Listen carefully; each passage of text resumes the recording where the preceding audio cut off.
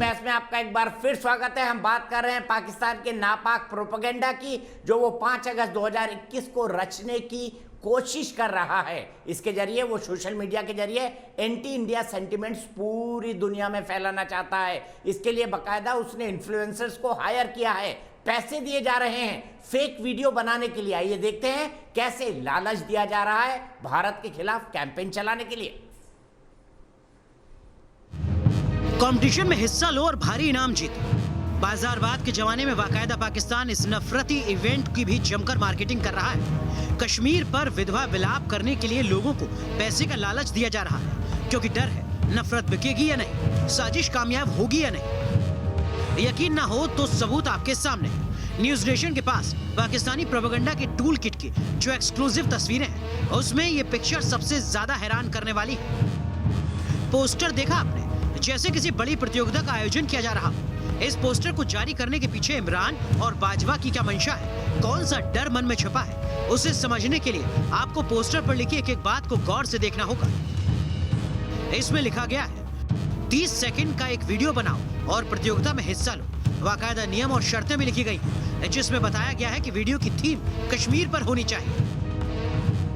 Poster में videos को social media के तमाम प्लेटफॉर्म ट्विटर, इंस्टाग्राम, फेसबुक और यूट्यूब पर डालने के लिए कहा गया है, और इसके लिए बाकायदा 1000 यूरो यानी करीब 1 लाख भारतीय रुपयों के इनाम का ऐलान भी किया गया है। मकसद साफ है, पैसों का प्रलोभन देकर सोशल मीडिया पर नफरती और फेक वीडियोस की सुनामी लाना, फिर चाहे उसके लिए कितना भी पैसा खर्च क्यों ना करना पड़े।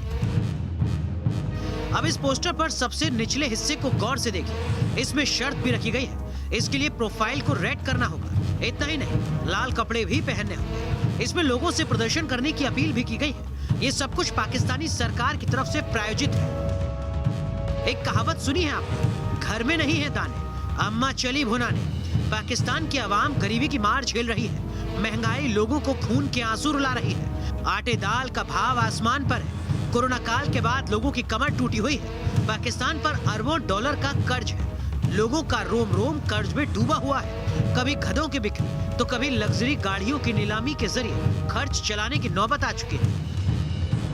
कंगाल इमरान पर FATF का शिकंजा कसता जा रहा है, लेकिन गले तक कर्ज में डूबा ये मुल्क अब भी सुधरने को तैयार नहीं, और कश्मीर पर प्रोपेगेंडा फैलाकर चला है पूरी दुनिया में इनामी प्रतियोगिता कराने। वजह यही है, इमरान और बाजवा का वजूद विकास पर नहीं, कश्मीर की आग पर टिका है। Team news nation. तो कश्मीर पर एक फर्जी वीडियो बनाई और 1 लाख रुपए जीती है। जी हाँ, ये कह रहा है पाकिस्तान, बच्चों को कह रहा है, उन बच्चों के मन में नफरत डालना चाहता है जो बच्चे आगे चलकर साइंटिस्ट बन सकते हैं, जो बच्चे आगे चलकर डॉक्टर बन सकते हैं, जो बच्चे आगे चलकर ईमानदार इंसान बन सकते हैं। ऐसे लोगों को 1 लाख रुपए दे रहा है फर्जी वीडियो बनाने के लिए। इसी पर बात करने के लिए मेरे साथ डॉक्टर अमजद अयूब मिर्जा साहब जुड़ गए हैं। साथ ही साथ मेरे साथ गुरमीत सिंह साहब हैं, मेरे साथ RS सिंह साहब हैं, मेरे साथ आजू काजमी है, मेरे साथ फक्कर यूसुफ जई हैं। फक्कर साहब, सबसे पहले जानना चाहता हूं, फर्जी वीडियो 1 लाख रुपए इतना किसी गरीब को दे देते इमरान खान साहब?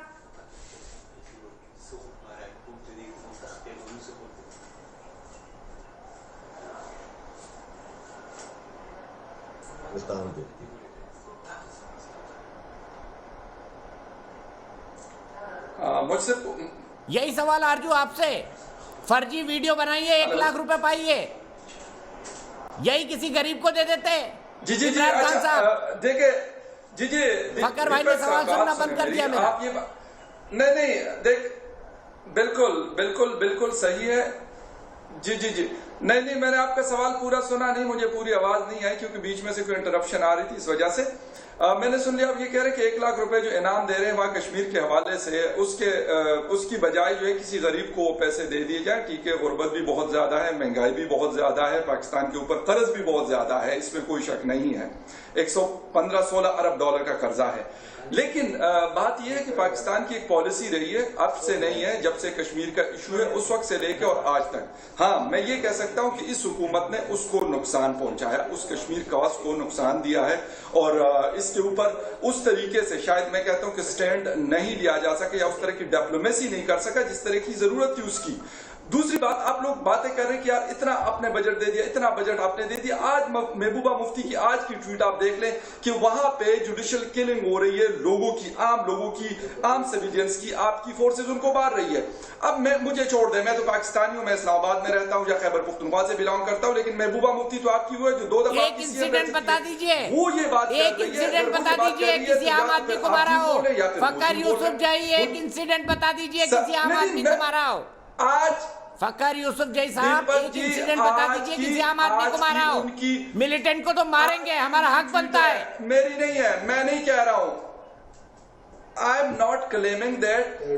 मैं ये उसने यही लिखा हुआ है कि आप आम लोगों को मार रहे हैं। उसने ये बात नहीं की कि आपने किसी मिलिटेंट को मारा है। मिलिटेंट में आप यहां किसी को मारा जाए मिलिटेंट या वहां मारा जाए, इस पे किसी को कोई फर्क नहीं पड़ता। नहीं, बुरहान वानी आएगा तो हम मारेंगे, बिल्कुल मारेंगे। बुरहान वानी को भी मारेंगे और एक दिन मौलाना मसूद अजहर को पाकिस्तान में घुस के मारेंगे। सिंह साहब, क्या किसी इनोसेंट सिविलियन पर हमने हाथ डाला है कश्मीर में आज तक? सुन लीजिए फकर साहब, सुन लीजिए, सुन लीजिए। सिंह साहब बताइए, क्या कभी किसी इनोसेंट सिविलियन को मारा है हमने? फिल्मी डायलॉग छोड़ दें, फिल्मी डायलॉग छोड़ दें, ऑन ग्राउंड आ जाए, बिल्कुल मार दें। मैं तो कहूंगा कि बड़ा अच्छा किया आप लोगों ने, लेकिन ये आप करेंगे क्या? सिर्फ आप, अरे आप भी छुप छुप के वही फिल्में देखते हैं पाकिस्तान में भैया, आप भी छुप छुप के वही फिल्में देखते हैं पाकिस्तान में। झूठ बोलना, मजाक करना लोगों से छोड़ दें। सुन लीजिए सिंह साहब की बात। सिंह साहब, क्या किसी बेगुनाह सिविलियन को मारा है? कौन सी पाबंदी है? मेरे घर में डिश टीवी लगा हुआ। नहीं, अगर हम इनोसेंट लोगों को मारते होते तो देखना ISI वालों को ना पता लग जाए। नहीं, अगर हमारी ऐसी ट्रैक रिकॉर्ड होती कश्मीर में तो इतने ये 40 से 45 हजार हमारे लोग नहीं मारे जाते कश्मीर के अंदर में। और वो वहां से ये बर्बरता करने वाले कौन लोग थे? वो कश्मीरी आप थोड़ी भेजते हैं वहां।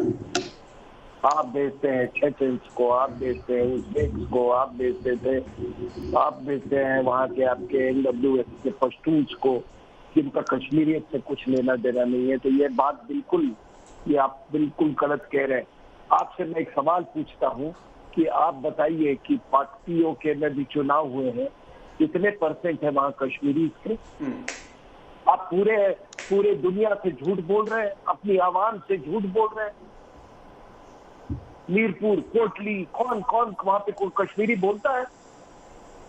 और आप उसको क्या POK में कितने कश्मीरी हैं? 2% भी है, 3% भी है। By the way, Nawaz Sharif originally Kashmiri है, ठीक है? तो ये प्रोपेगेंडा तो बिल्कुल बंद कर दीजिए।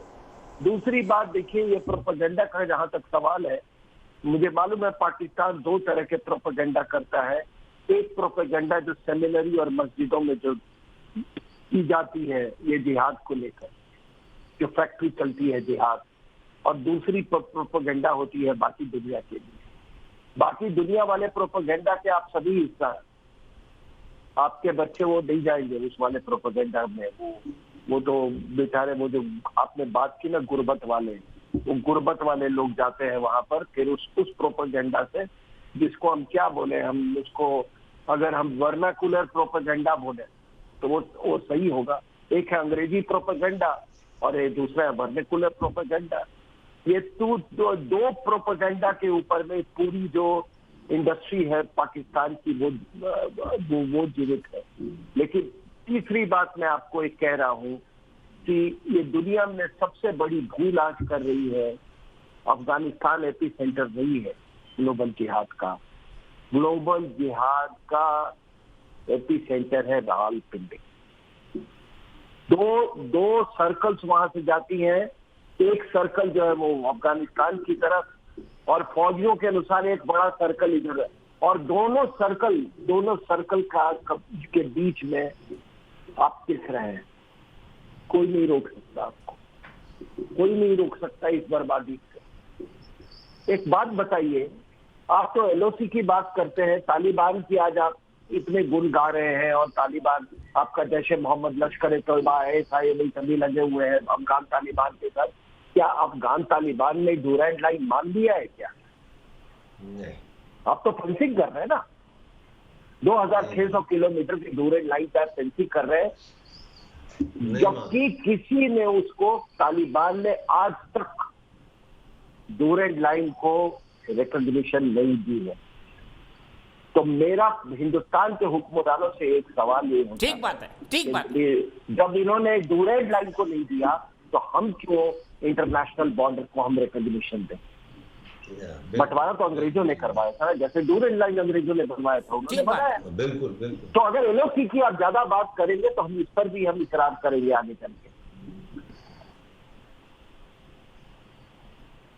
ठीक बात। सीधे चलता हूं जनरल गुरमीत सिंह के पास। जनरल गुरमीत सिंह, कब पाकिस्तान का, आपको क्या पाकिस्तान का अंत नजदीक दिखाई दे रहा है? आप दीपक जी, आपने बहुत सुंदर प्रश्न किया है। पाकिस्तान का अंत, उनकी सेल्फ डिस्ट्रक्शन सबके सामने में आ रही है। देखिए, जिस प्रकार उन्होंने शुरू किया 2 जगह इंटरफेयर करने की, कश्मीर और अफगानिस्तान।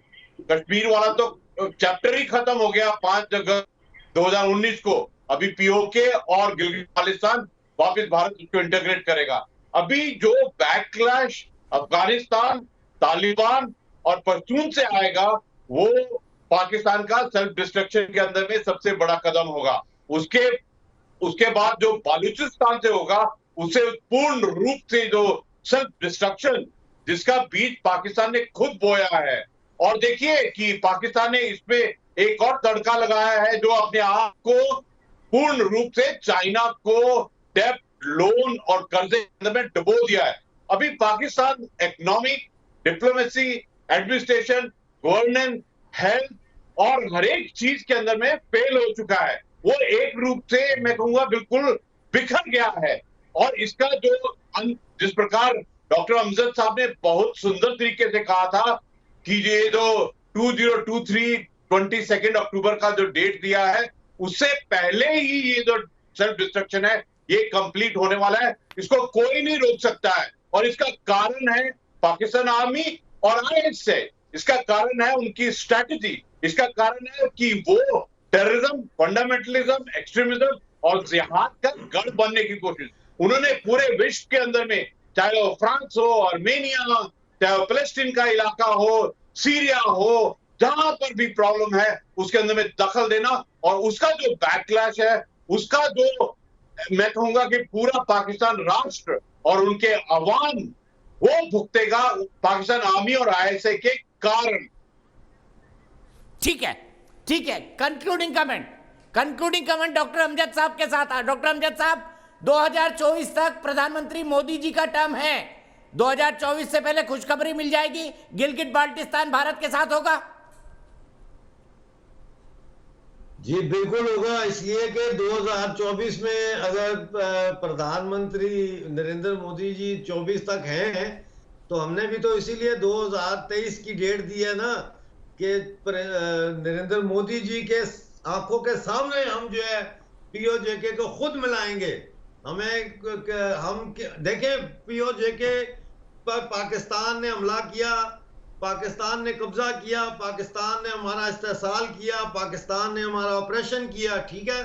तो पहली जिम्मेदारी तो हमारे ऊपर आती है कि हम इस ऑपरेशन के खिलाफ लड़ाई करें। हमने लड़ाई की और अब हम हर रोज लड़ाई कर रहे हैं, लेकिन हम सोशल इश्यूज के ऊपर मुजाहरे कर रहे हैं। हम पॉलिटिकल, जैसे ये हुआ है, इलेक्शन हुए हैं, इसके खिलाफ मुजाहरे कर रहे हैं और डेली हमारे यहाँ मुजाहरे हो रहे हैं। तो अब हमने ये डेडलाइन दी है कि अब हम इन मुजाहरों को एक नई स्टेज पे ले जाएंगे। और जैसा मैंने कहा, अगर पाकिस्तान ने 22 अक्टूबर 2023 तक पाकिस्तानी कब्जे वाला जम्मू कश्मीर, पाकिस्तानी कब्जे वाला गिलगित बल्तिस्तान न छोड़ा, तो यहाँ पे पाकिस्तानी सेना का वो हाल होगा कि लोग बलूचिस्तान और बांग्लादेश को भूल जाएंगे। इसलिए मैं कहता हूं कि ये बेहतर है कि बजाय ढाका की तरह। ठीक है, बहुत बढ़िया। यहीं पे मैं रुकूंगा और चलते चलते मैं सिर्फ इतना कहूंगा, आरजू काजमी के साथ। आरजू, आप मुहाजिर है, इलाहाबाद से आती है, जल्दी से वीजा के लिए अप्लाई कर दीजिए, देश आपका बचने नहीं वाला है। फिलहाल एक ब्रेक, लेकिन न्यूज नेशन एक ऐसा चैनल है जहां पर खबरों का सिलसिला कभी नहीं थमता।